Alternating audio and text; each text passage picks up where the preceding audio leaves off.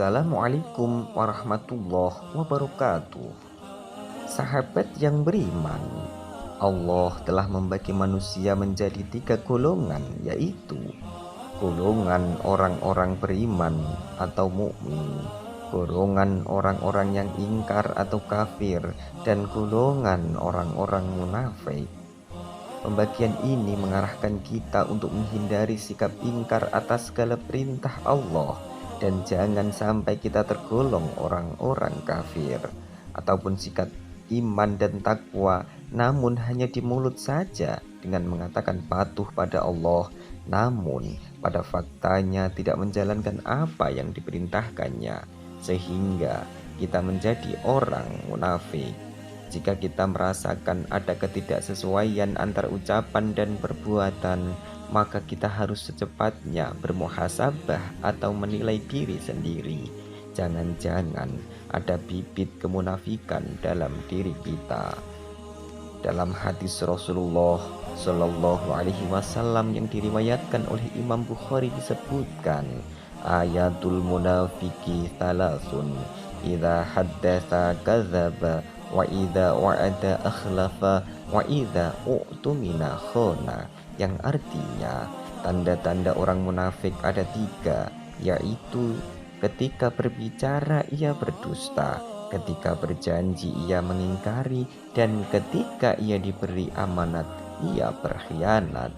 Dari hadis ini kita bisa melakukan introspeksi diri dengan melihat apakah ada 3 sifat ini dalam diri kita. Apakah jika berbicara kita sering melakukan kedustaan? Apakah jika kita berjanji pada seseorang dan juga pada diri sendiri kita sering mengingkarinya? Apakah saat kita diberi suatu tanggung jawab atau amanat kita memiliki kecenderungan untuk mengkhianatinya? Sahabat yang beriman, dalam tafsir Al-Misbah disebutkan kata munafik atau nifak terambil dari kata nafak atau terowongan yang memiliki 2 muka, yakni kiri dan kanan. Jika dikejar dari mulut terowongan satu, maka akan lari ke mulut terowongan satunya. Ada sesuatu yang disembunyikan yang tidak terlihat dari mata.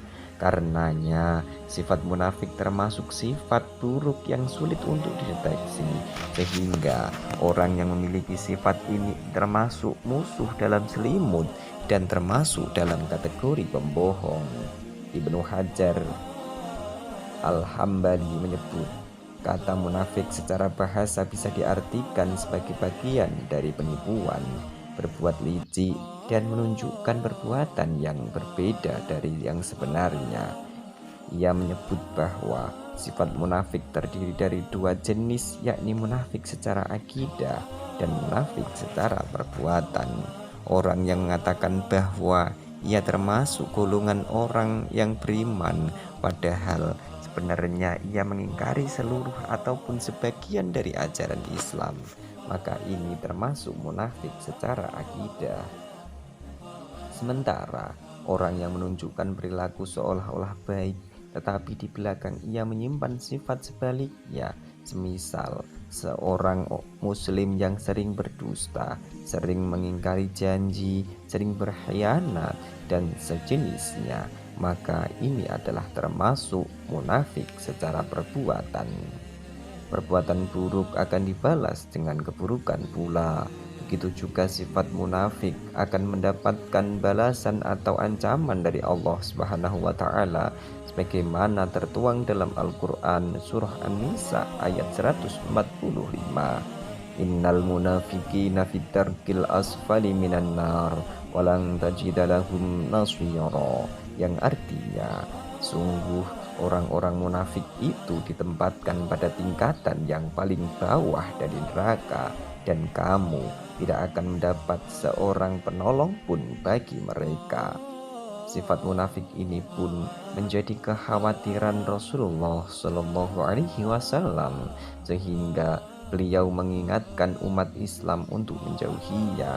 Terlebih Rasulullah Shallallahu Alaihi Wasallam paling khawatir jika terdapat umat munafik yang memiliki kemampuan pintar berbicara, sebagaimana disebutkan dalam sebuah yang diriwayatkan oleh Imam At-Tabrani.